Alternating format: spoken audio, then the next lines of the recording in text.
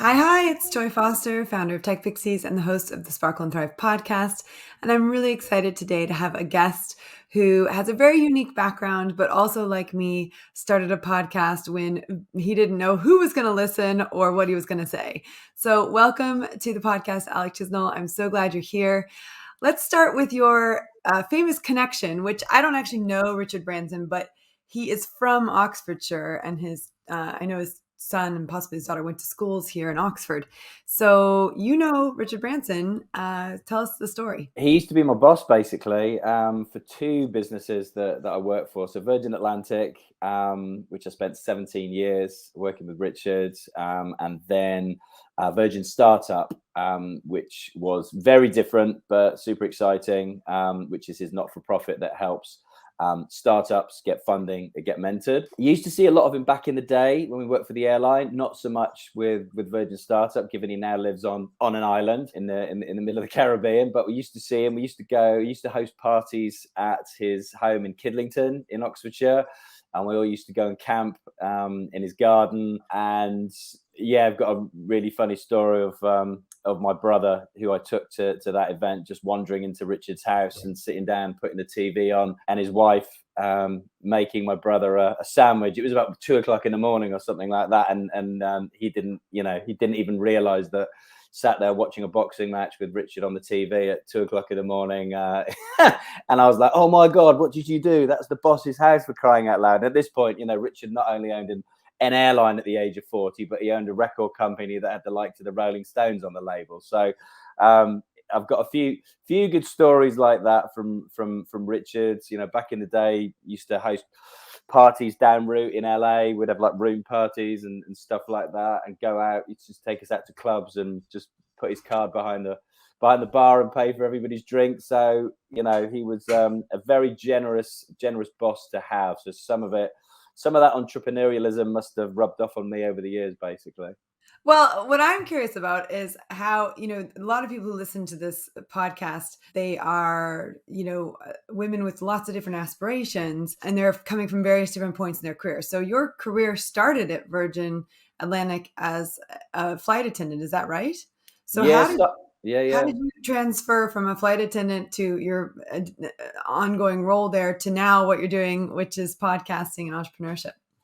Yeah, so I started after university. I went to BBC Radio Wales, so I did start out in audio. So I kind of feel like I've come through this, full circle journey where podcasting is more popular than radio now, right? So I love travel. I used to spend my summers at university going to the States and coaching at summer camps at Connecticut, like tennis and soccer, etc. So I had that love of travel. And I started out as a flight attendant, as you rightly say, and then I just worked my way up as far as I could go to a management position.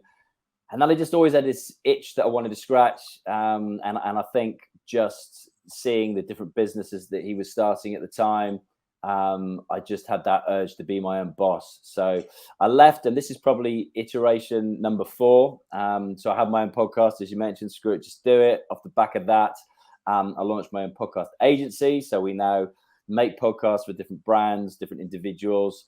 But in between there was a time when, I went back, my wife always said to me, you'll always go back to Virgin.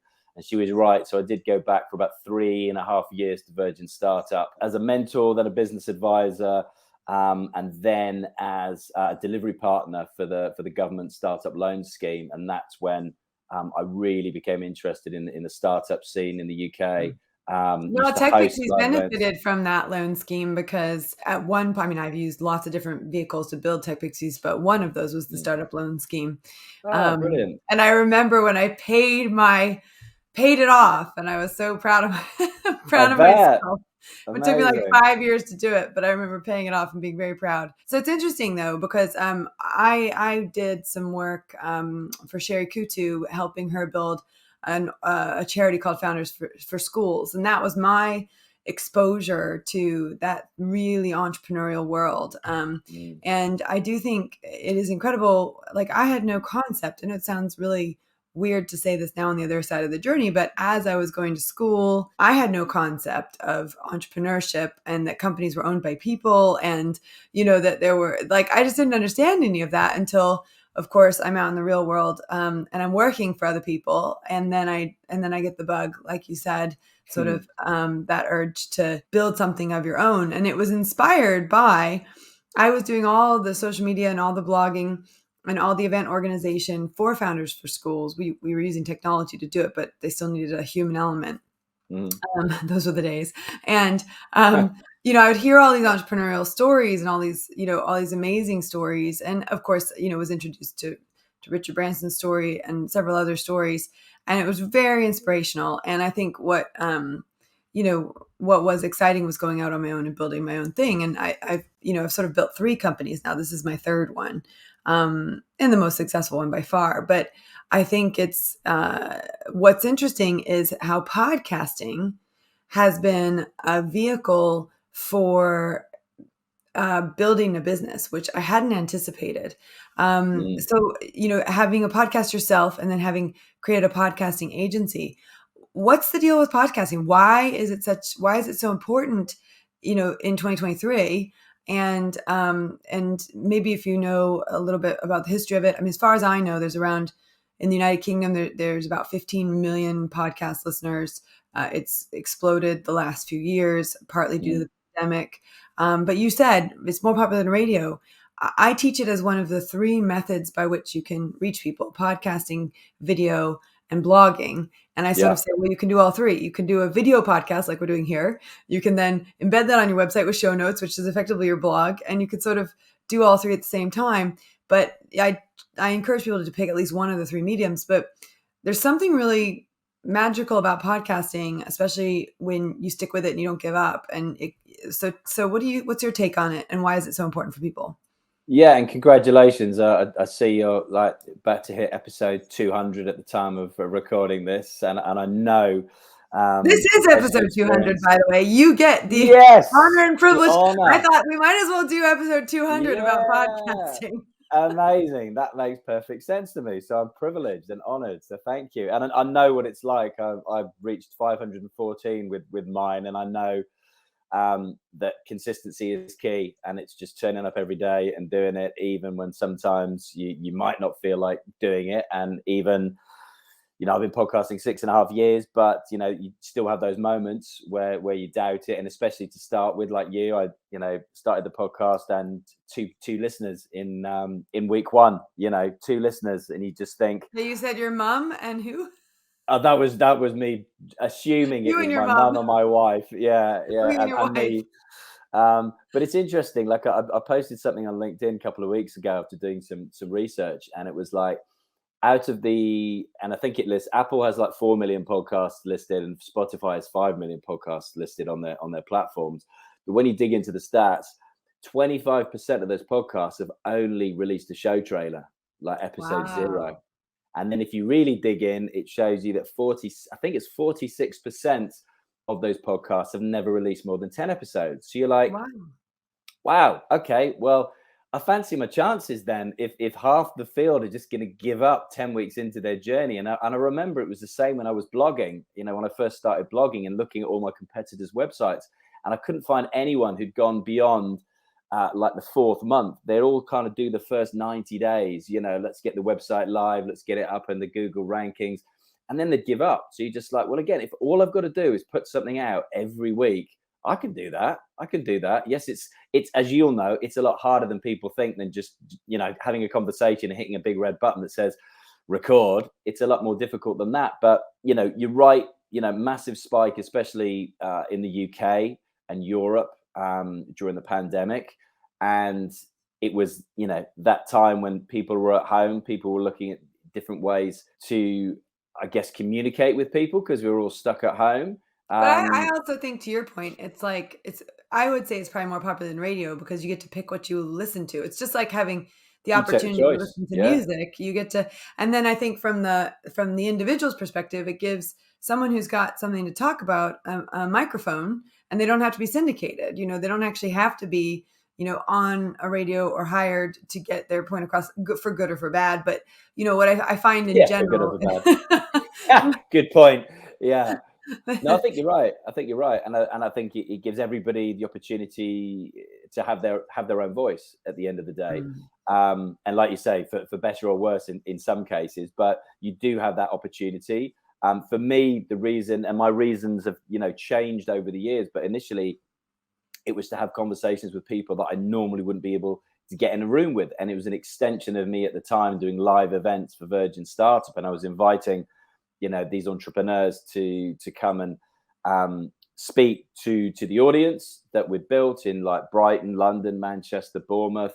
And then I just thought, why don't we record this? And then it was like, okay, why don't we put it out there? And it was just one of those evenings that you know what it's like, absolutely breaking my back trying to get 100 people in a room in the middle of February on a dark, rainy, wet Wednesday evening, and then going home and seeing like over 1,000 people had actually listened to my podcast. Yet it'd taken me 4 weeks of nearly killing myself to get 100 people to a room, and you're like, wow.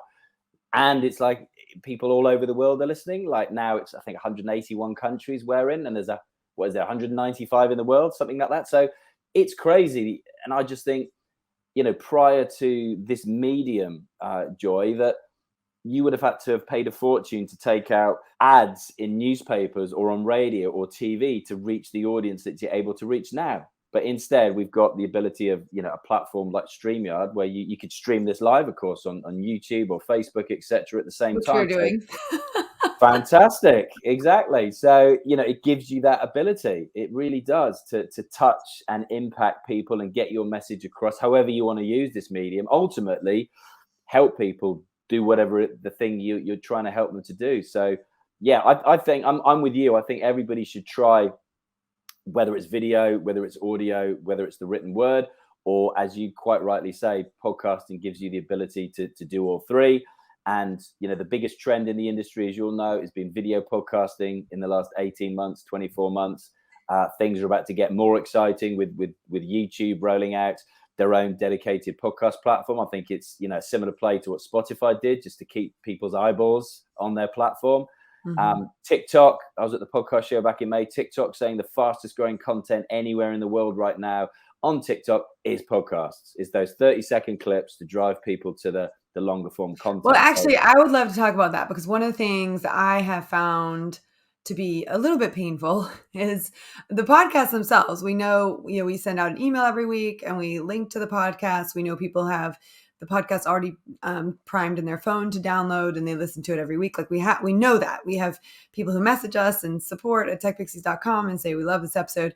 But every time we do anything on social, I've tried lots of different things. I've tried to do sort of like the original podcast promotion on social was the voiceover with like the image, and then that, the wave lines of talking. Yeah.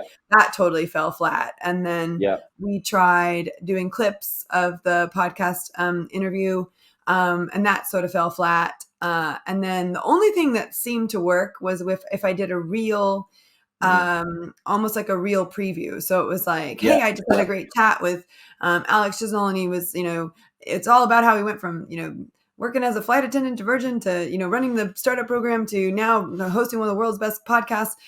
Come and listen or whatever, but like, or my take on it, like the one key takeaway from this conversation. Yeah. And that seems to do that sort of takeaway sort of seems to do okay. We've also tried the carousel posts with like a video of the podcast and then pictures. It just seems like the podcast promotion side falls flat, but once you've got listeners, they're very happy to listen and they really enjoy it. Do you have any thoughts on the podcast promotion side of things in terms of, any tricks and tips that I'm missing out on? Yeah, good question for sure. And things come in cycles as to what's popular and what's not. And audiograms, as you said, with the audio wave through them were popular at one point. They're definitely not working very well at the moment. It's definitely what you said. It's the reels and it's like the promo, the intro. But if you look at somebody like Alex Chisnall, for example, and I hate to say it because everybody mentions him as the go-to because it's the #1 podcast in Europe, but star of a CEO.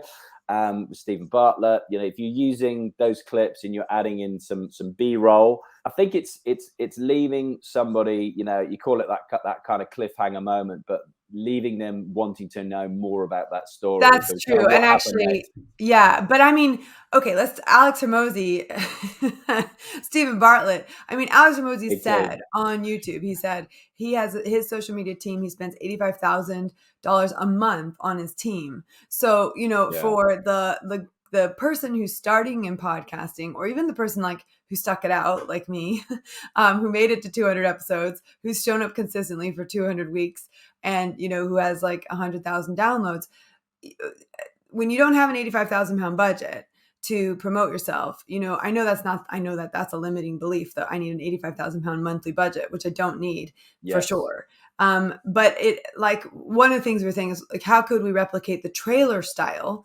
Yep. Because he does have I think Stephen Bartlett's basically copying the movie style, where, they give you just enough juice, and just enough interesting facts that you really want to pull. You want to listen to 100%. the rest of it. And some of it's like the most sensationalist part of the interview, which I find interesting too, because his interviews are 2-3 hours long. I know. And when you speak to someone for that long, you're going to get a sensationalist piece come out, right? But when you do, like, let's say 30-minute interviews, let me talk about that too. So, okay, so that trailer style, it is working at the moment, and they're sort of, those two are leading the charge on it. They also have huge teams and huge budgets. So figuring out a way to be creative with the budget and the team you've got to make that happen is probably number one. But number two, what's your opinion on this? Like, 5 minutes, 30 minutes, 2 hours? Like, where are we on this? I was doing hour-long ones, and I went to 30-minute ones, and that seems to sort of work for our audience and for me. But what are your thoughts on it? Yeah, I think it's a valid question. I think it's one of those ones, as you rightly kind of point out there, that it is, how long is a piece of string? You look at like Marketing School with Neil Patel and Eric Sue, and they're like 10 minutes daily episodes. You look at Stephen Bartlett now, or Joe Rogan, and they could be hours long. I started off, mine were like an hour and a half, but I'd had like 2 interviews within the one episode. I don't know why I tried to make things more difficult for myself starting out, but I did. Maybe that's something about my character. And I listened to my audience, and they were telling me they wanted shorter. So now I'm trying to aim for about 45 minutes from an hour's recording. But I think ultimately it comes down to 2 things. First one is, who is listening to your show? What is that ideal listener avatar? But more so than that, even, is, what are they doing when they're listening or watching your podcast? Like, if they're watching, they're obviously not doing a lot more, you'd think. But the beauty of podcasts, as we know, is that you can listen wherever you want, whenever you want them, and on whatever you want. So that's a good point. Anyone who's watching live right now, I mean, obviously, if you're listening on replay, this isn't going to be an opportunity for you. But if you're watching live right now, we have live viewers right now. So tell us in the chat, in the comments, tell us how you're watching it, where you're watching it. I knowing my audience, I think a lot of them are doing it on a half an hour run in the morning. They're doing it like unloading the dishwasher. We've got mostly women between the ages of 40 and 60, and they're shuffling kids to and from. So it's dropping people here and dropping people there. Going, I remember a couple summers ago, my kids were in theater camp, and it was 45 minutes to camp, and I would, they'd be in the car getting there, and then I'd be on my way on my own coming back, and I'd be listening to a podcast on the way back, or listening to some sort of online course on the way back. But I think, a lot of our audience, it's like that dog walk, or that run, or that sort of laundry, which is so boring. But it needs to be done. Having just got back from holiday, I know how many loads of washing that takes. There we go. Jan says she's having a cuppa before she started sewing, and she's got a business where she makes all sorts of amazing things and then sells them. So that's a perfect example, right? So getting the day started. Claire Louise says she's watching from Bridlington on her mobile while catching up on emails. Oh, very good. So we're multitasking here, Claire Louise. I like that. I like that. Yeah, but I think you can post. You could do a poll on LinkedIn. You could do a poll on your Instagram stories. You can literally list some options as to, what are people doing, and kind of, build out, like, obviously getting live feedback like this is invaluable, kind of building out that picture as to what your audience are doing. And then you kind of get an idea as to what they were doing. And when I changed mine was because I was getting feedback saying, I'm listening to the first interview, but my commute isn't long enough for an hour and a half to listen to the second one. So I'm getting in the car and I'm just hitting next episode, and I'm like, okay, that's We're missing the interesting. second half of the first one. Yeah, and also when we made the pod, we helped Grenade, the sports nutrition brand, with launching their podcast. And when we looked at the data, Al Barrett, the founder, was recording interviews again about an hour and 15, hour and 30. But when we looked at the data, which if you go into your Apple Podcasts, it will say how long people are listening for. And we saw with them that the drop off was after about 35 minutes. And I was like, don't want to dent your ego, but you either need to make them shorter or break them into two and do I episode think part that's one, part it. two. I mean, if you're interviewing Jane Fonda and you're interviewing Michelle Obama, I mean, you need hours and hours and hours because they've got such incredible if you can get them. Yeah. I would say one of the things about our podcast is we leverage it to connect with our community. So it's very rare that I let someone outside of our community come onto the podcast. Like, you are an exception. Usually they're men. I occasionally let them in because we don't have any men in our community. I saw a few, on the episodes. So I made the exception for you, and there's a couple other men. Matt Mullenweg, I made an exception for him, and Paul Essery. And so I have a couple exceptions that I let on. But really, it's about people within the community getting to know the community. And, the other thing, too, is women are so time poor anyway, and that's not a limiting belief. That's a fact. I'm teasing. But the point is that there is a time poor element to my audience, and therefore a half an hour, if I can get a point across in a half an hour, I've done a really good job. And actually, the other part of this too was to challenge myself. I had a coach a couple years ago who she doesn't call herself time management coach. She calls herself a productivity coach. But one of the things she said is, your work will expand to fill the time you give it. Yeah. So, if you give your podcast 30 minutes or you give your podcast an hour, you are going to expand what you talk about to fill that hour, or you're going to hone in on certain points to get them across in 30 minutes. And I think, that's super key is understanding how we also function. Am I someone who waffles and waffles and waffles and I can't stop talking and I can't figure out how to get a point across? So I think the other thing too is, as I've podcasted over a couple of years now, I started in February of 2019. As I've been doing that, I've been able to get much clearer. And actually sometimes I get to about 20 minutes or so, 25 minutes. I'm like, okay, this podcast is done, because I got all the key juice out, because I've gotten better at asking questions. Yeah. So we talked about length. We've talked about promotion. What are your top tips on guests? Because one of the challenges I had with guests, I get a lot of requests. I mean, I get every day I open up my inbox and I get flooded with requests. We even created a form so we could deal with it, but it's I got hundreds of people on the form. And I suppose it's partly because we are consistent and we're going and everything else. But people will message me and want to be on the show. And I'm like, you're not in the UK. You don't speak to my audience. What you have to say, doesn't speak to my audience. So I just started ignoring most of the requests. Yeah. I don't, yours came through because it was very uniquely written. So I hope you don't mind if I read how yours was written out loud, because I think it'll help people. Because one of the things that we've not explored is how to get on podcasts. So I'd like to talk about two things. Choosing guests and approaching guests, but then also getting on to podcasts, because I think one of the things that we need to do as a next move for our podcast is to start getting on other podcasts, where we're getting lots of requests, but we're not putting a lot of requests out there. So I think your request was one of the best requests I've ever seen. And like I said, it's very rare that I let anyone on the podcast that's not. Thank you again. So here's what he said. He said, hello, Joy. I'm writing to ask if you'd be interested in featuring me and my story as a guest on your show. Amongst many other things, I'm a podcast host and entrepreneur. When I launched, so connected already immediately to who I am.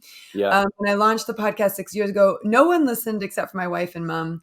I already had 3 failed businesses. Again, totally connected to me. This is my 3rd business. My first 2 weren't super successful. And I also know what it's like to only have 2 listeners. I feared this would be a 4th. And then you said, today, Screw It, Just Do It is in the top 1% of all global podcasts, with listeners in 180 plus countries. So you identified with something, the starting point, and then fed into where you are now, which gives you authority. And then you said, I'm interviewing media personalities, sports stars, and entrepreneurs of multi-million-dollar businesses. So that's talking about your show. And then you say, I've gone from working as a flight attendant for Virgin Atlantic to becoming Sir Richard Branson's #1 business advisor at Virgin Startup and having Virgin Atlantic sponsor my show. So again, this sort of this really cool part of your story, which of course we led with in this podcast because people in the UK recognize who Richard Branson is. And then you go on and say some other things, but you also say, I promise to share your show with my followers across social media.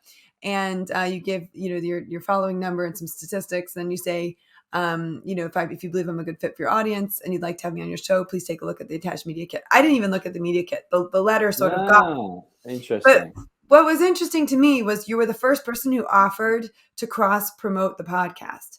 So a lot of times when someone approaches me, first of all, they're like, they have an agent approach me, so it's not from them. And whether you actually sent it or not, I don't know. It doesn't really matter. What matters is the letter came from you.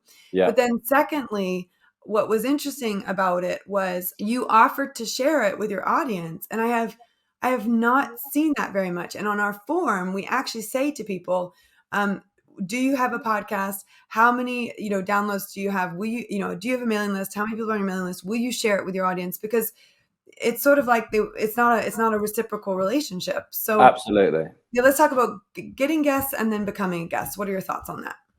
Yeah, so getting guests. So what I've learned over the years has been a few things. So what I start with now and how we start with every client that we work with is start out with your Dream 100 list. Like if your podcast goes for 10 years, who would you want to interview?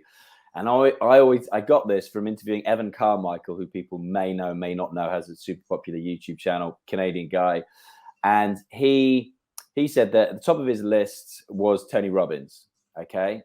And he said, he manifested getting Tony Robbins on his show. Not only manifested that, but actually ended up launching a business with Tony Robbins. And his tactic was to go on to, for example, their Instagram channel, look at who they were following. And it's usually a tiny percentage of people that they're following in comparison to their millions of followers, and approaching some of the people they follow and starting small, but playing with the long game in mind, getting them as guests on his show. So that I see. Like on LinkedIn, like your third connection to your second connection to your first connection. So climbing up the ladder so that when he does get in the door with Tony Robbins is like, why the hell haven't you got me on your show? You've got Jane, you've got Joe, you've got Joy, you've got Alex. And I just thought that was a great story. And that is a brilliant story. You got him on your show. He said, not only have I got him on my show, but we're now going into business together. And I was like, get the hell out of here. That's unbelievable. So you called it your what 100? So Dream 100 list. Dream 100. I've heard that term before. Yeah. So your Dream 100. So just a spreadsheet with the names of who you want, and I would have all of their social media platforms, so where they hang out, where their audience is, any contact details you can get for them. And for me, it's interesting because Alex, I did sit down to create a Dream 100, and I could only think of at the time 3 names that I wanted, and all 3 people came onto my podcast. Wow. So Amy Porterfield, Stu McLaren, and Jeff Walker, all 3 have been on my podcast.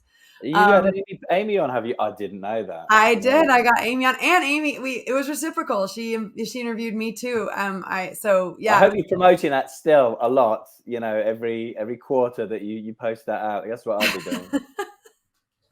Well, most people don't promote their past episodes enough. And I'm laughing because I don't promote my past episodes. So let's come back to that. And I would say, if you're starting out, I would have 2 lists. I would have a Dream 100, and then I would have if I'm starting my podcast in the next 90 days, for example, who could I call on? Who's my first connection, or who does my inner circle have a connection with? And you'll soon see, again, by just looking at who they follow on social media and then seeing if they follow them back, etc. Simple things like that.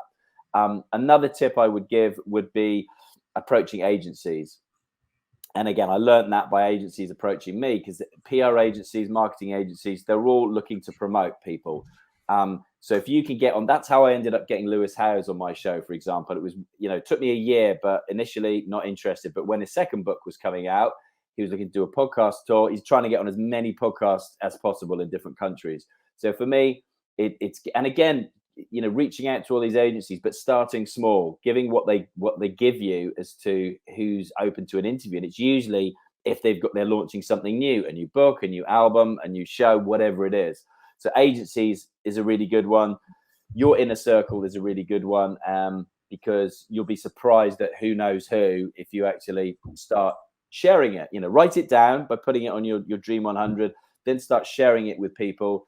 I won't go into the whole manifestation thing, but that's part of that is how you can actually manifest, these guests and get them on your show. So those are 3 tips I would say to get guests on your show.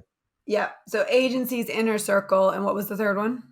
And the third one being the Evan Carmichael thing of going on to people's who they're following on social media and finding out who they're connected to. Yeah. That, and actually, I think you could also do that with LinkedIn in terms of depending on what I mean, that's Instagram, but there's also 100%. LinkedIn for a lot of people.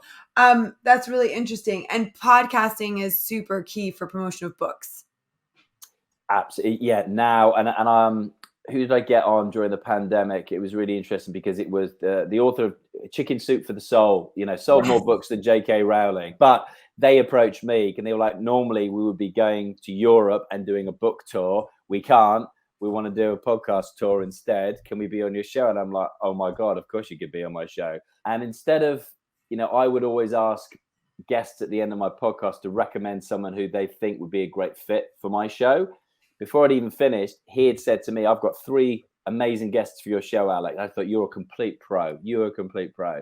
And one of those was Evan Carmichael. That's what led me into that story. Wow. He's giving me really good connections. So, yeah, again, if you started your podcast, ask someone for a recommendation because they'll always want to make themselves look good. So they're always going to recommend somebody that's pretty impressive, rather than somebody who you might never heard of or, hasn't done anything, doesn't have a story, is not interested in promoting themselves even or coming on a podcast, And then in terms of promoting past podcasts, I'd love for your opinion on that.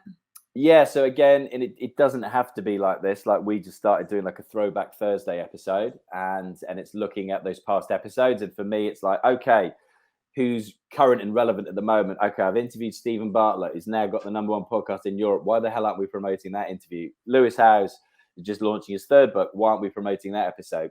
People like that.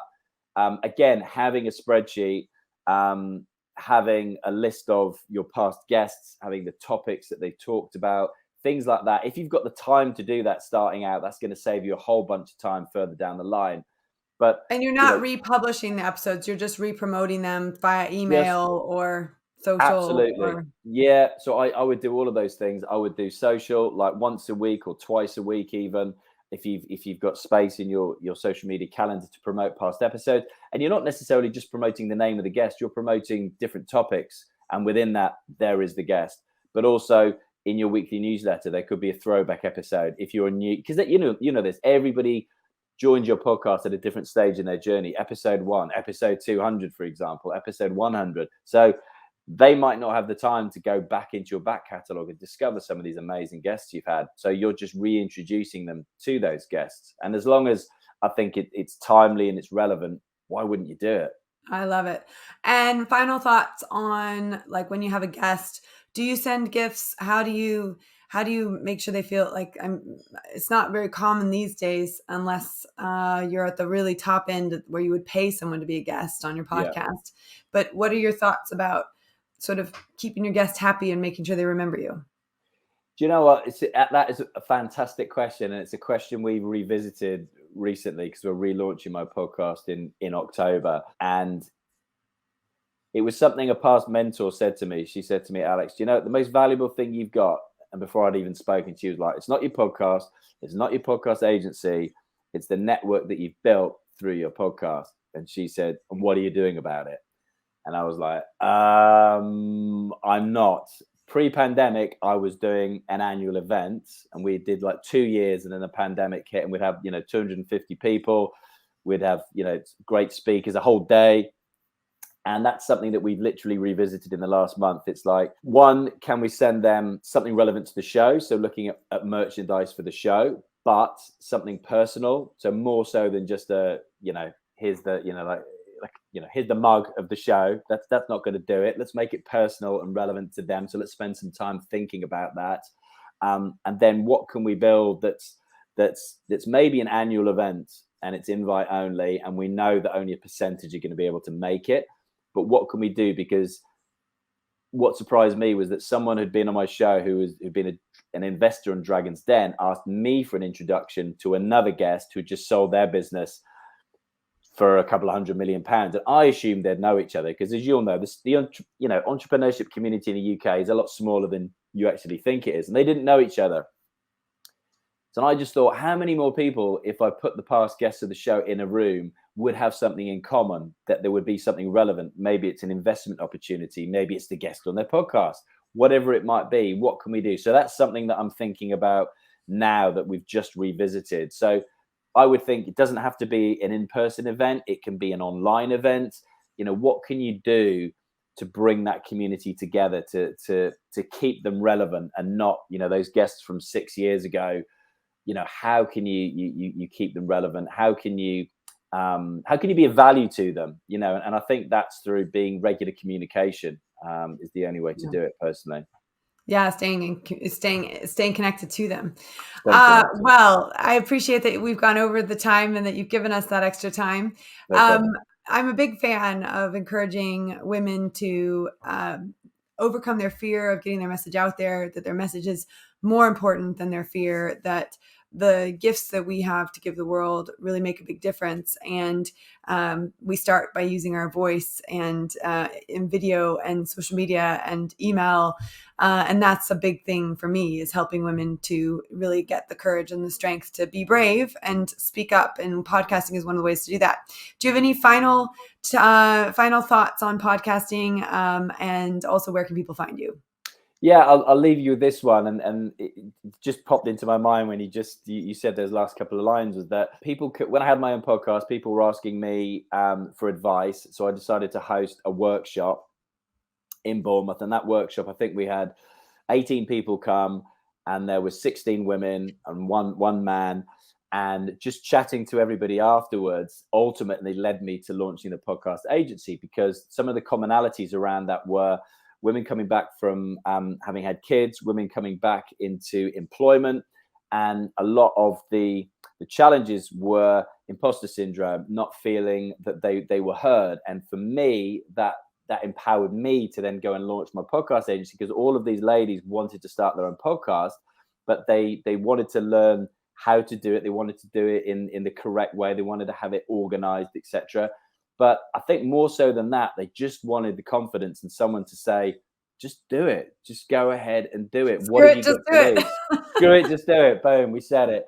And then, easiest way for me would be, you can go and listen to my podcast. Screw it, just do it. Otherwise, I'm at Alex Chisnall on every platform except Instagram, where it's at Alex Chisnall _. But you'll find me everywhere, or you can email me, alex@screwitjustdoit.org. And we've got some great comments here. Claire Louise says, I haven't really thought about podcasts, but after this, I'm certainly considering it for the future. Thank you. And Pina says, love this. Thank you, Joy. Thank you, Alex. And I do want to say a huge thank you to you. I am celebrating hitting our 200th episode by well done. doing a podcast on podcasts. There was a time, I remember when I logged in and there were like 64,000 downloads. I was like, this is taking forever.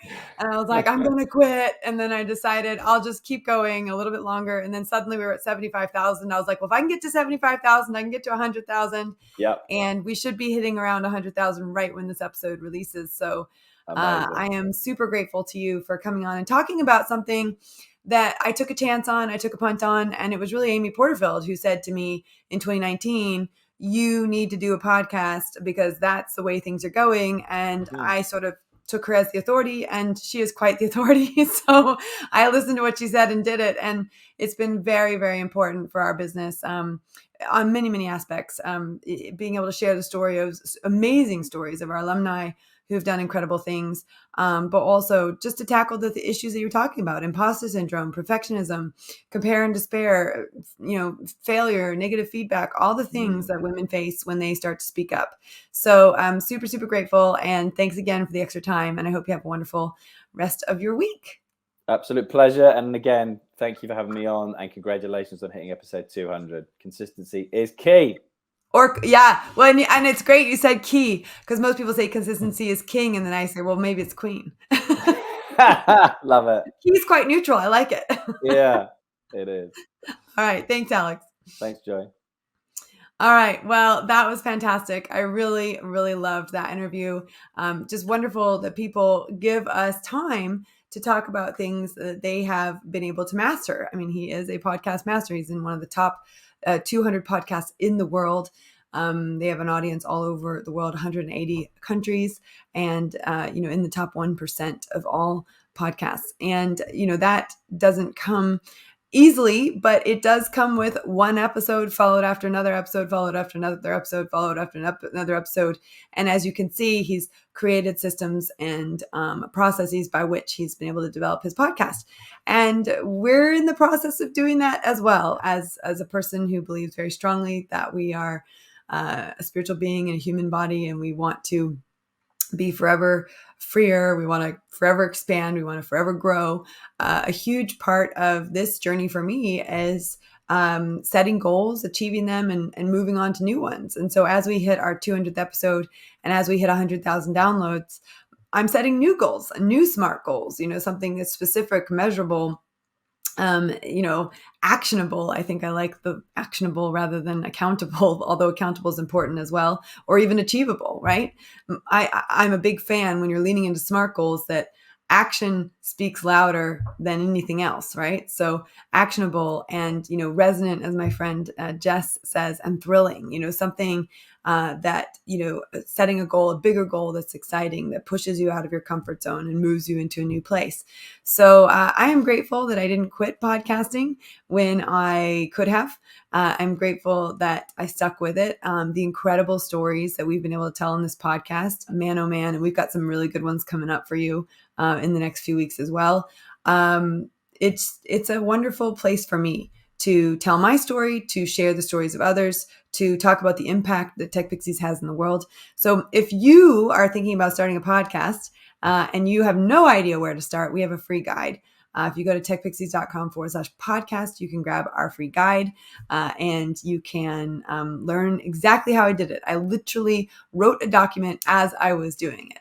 And so, if you want to know exactly how I did it, it's actually a relatively simple process, and I give you to you step by step, click by click, exactly how I did it, totally the Tech Pixie way. And so if you want to go and do that, that would be great. It also gets you onto our mailing list, and then you'll get our podcast on a regular basis. All we ask is that you subscribe to the podcast and leave a review. And I read every review. They're beautiful. They touch my heart. And of course, anytime anyone emails into support@techpixies.com to say that a podcast episode inspired them, that makes me even happier.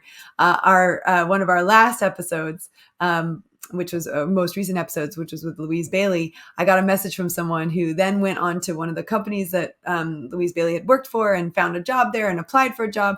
So you never know what the podcast is going to do. And if it touches one person's life, it makes one person's life better, gives them an insight they didn't have before, then it's done its job. So I want to say thank you for listening. Thank you for watching. If you have been one of the loyal podcast listeners from day one, I am super, super grateful.